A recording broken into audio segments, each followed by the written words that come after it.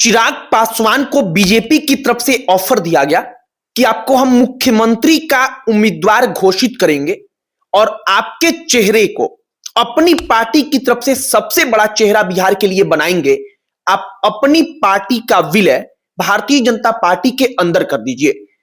19 जून साल 2023 में जी न्यूज एक रिपोर्ट प्रकाशित करता है। हम उसी रिपोर्ट को हुबहू आपके सामने पढ़कर सुना रहे हैं।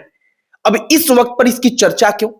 हमने देखा कि राष्ट्रीय स्वयंसेवक संघ और भारतीय जनता पार्टी के बीच दिल्ली में एक बड़ी बैठक होती है। जो आरएसएस के लीडर होते हैं, जो उसके लोग होते हैं, वो बीजेपी के टॉप नेताओं को एक मैसेज देते हैं। कहते हैं कि आरएसएस चाहता है कि बिहार में कोई दलित मुख्यमंत्री बनाया जाए, क्योंकि 35 सालों से ओबीसी ही उस कुर्सी पर बैठा हुआ है।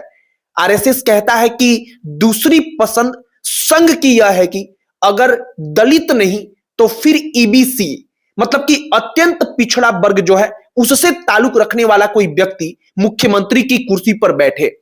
अब चिराग पासवान अचानक से मेरे ख्याल में इसलिए आ गए क्योंकि शायद चिराग पासवान अगर उस वक्त पर बीजेपी के उस प्रस्ताव को स्वीकार करते तो शायद आज मुख्यमंत्री के रेस में होते। एक और बात है, राजनीति में कहा जाता है कि हर पल किस्मत बदल जाती है। मतलब आपका एक फैसला जो होता है वो आपको आसमान में पहुंचा सकता है और एक फैसला आपको जमीन पर गिरा सकता है। सारी कहानी आपको बताएंगे जो साल 2023 से चल रही है और इस वक्त पर बिहार में मुख्यमंत्री पद को लेकर क्या हो रहा है। लेकिन आगे बातचीत करने से पहले हमारा नमस्कार स्वीकार करिए। हमारा नाम मोहित कुमार सिंह है। क्या चिराग पासवान वाकई में हमेशा के लिए पिछड़ गए हैं मुख्यमंत्री पद की रेस से? यह सवाल इसलिए क्योंकि चिराग पासवान जब नीतीश कुमार मुख्यमंत्री की कुर्सी छोड़ने जा रहे हैं तब कौन मुख्यमंत्री होगा उस रेस में है ही नहीं। चिराग पासवान के बारे में कोई चर्चा हो ही नहीं रही है। लेकिन जी न्यूज 19 जून 2023 को एक रिपोर्ट प्रकाशित करता है।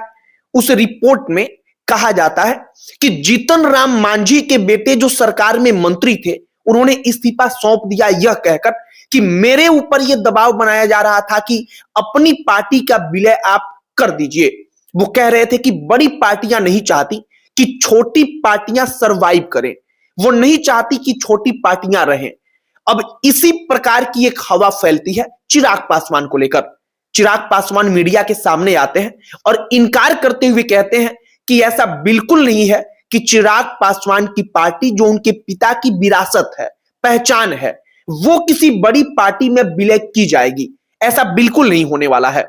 चिराग पासवान ने इस प्रस्ताव को ठुकरा दिया, या कहा जाता है कि उन्होंने उन संभावनाओं पर विराम लगा दिया। अब उपेंद्र कुशवाहा साल 2014 में बीजेपी के साथ आए थे। उस वक्त पर भी यह कहानी आई थी कि उपेंद्र कुशवाहा को भारतीय जनता पार्टी ने ऑफर किया था कि आप अपनी पार्टी का विलय भारतीय जनता पार्टी के साथ कर दीजिए।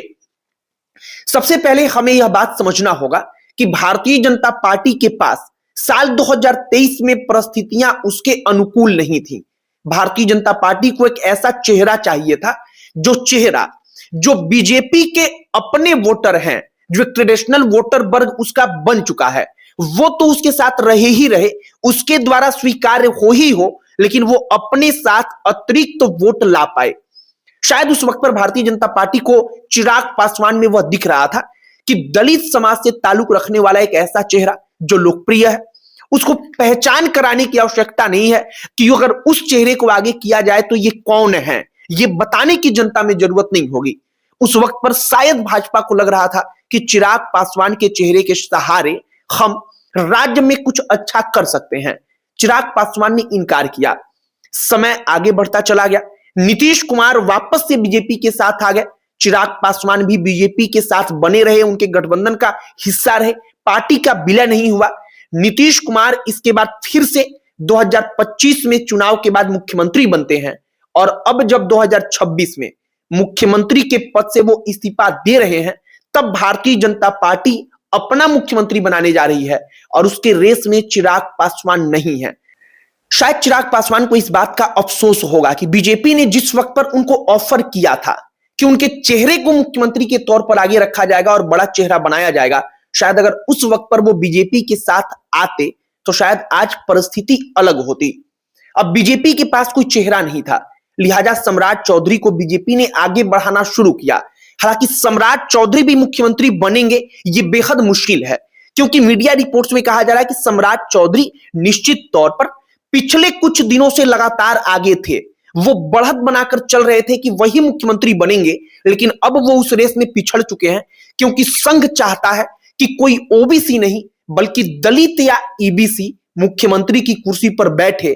और संघ यह भी चाहता है कि कोई ऐसा जो भारतीय जनता पार्टी की विचारधारा से मैच करे, जो भारतीय जनता पार्टी के जो कार्यकर्ता हैं उनके द्वारा स्वीकार्य हो।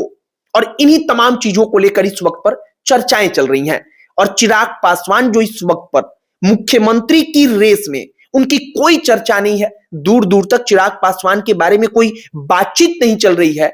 2 से 3 साल पहले कैसे वही चिराग पासवान सबसे मुख्य चेहरों में शामिल थे, या ऐसा लग रहा था कि चिराग पासवान ही बीजेपी के लिए भविष्य है, हमने सोचा कि जरा वो कहानी आपको बताई जाए। फिलहाल बिहार की राजनीति में अब आगे जो कुछ होगा उसका प्रभाव केवल बिहार पर नहीं पड़ने वाला है, बल्कि आगामी राज्यों में जो चुनाव है, पश्चिम बंगाल का चुनाव, इसके बाद उत्तर प्रदेश का चुनाव, इन तमाम राज्यों में इसका असर पड़ेगा। चिराग पासवान सीएम बनते बनते रह गए, आप यह भी कह सकते हैं कि उनके पास एक ऑफर आया, ऑफर को उन्होंने ठुकराया, और आज घूम करके समय ऐसा आ गया है कि भारतीय जनता पार्टी को कोई ऐसा चेहरा चाहिए। और भारतीय जनता पार्टी के पास इस बात में कोई शक नहीं है कि कोई दलित चेहरे के तौर पर ऐसा लोकप्रिय चेहरा नहीं है कि बीजेपी किसी का नाम रखे और उसको बच्चा बच्चा जानता हो। यानी कि बीजेपी अगर किसी को बनाती है तो फिर वो नया चेहरा भारतीय जनता पार्टी की तरफ से लाया जाएगा और भारतीय जनता पार्टी उसे बड़ा नेता बनाएगी। बाकी जो बिहार के परिप्रेक्ष्य में तमाम प्रकार की कहानियां इस वक्त पर मीडिया में चल रही हैं, हमने वही कहानियां आपके सामने रख दी है। आपकी प्रतिक्रिया इस पर क्या है, कमेंट बॉक्स में लिखकर बताइएगा। बाकी अन्य कोई टॉपिक जिस पर आप चाहते हो कि हम चर्चा करें, बातचीत करें, उस पर भी वीडियो बनाएं, उसे कमेंट बॉक्स में लिखकर बताइएगा। हमारा पूरा प्रयास होगा कि हम उस टॉपिक पर भी वीडियो बनाएं। बाकी चिराग पासवान की किस्मत भविष्य में क्या हो सकती है, आपको क्या लगता है, जरूर लिखकर बताइएगा। इस वीडियो को यहीं पर समाप्त करते हैं। अंत में हमारा परिचय, हमारा नाम मोहित कुमार सिंह है। बहुत बहुत धन्यवाद।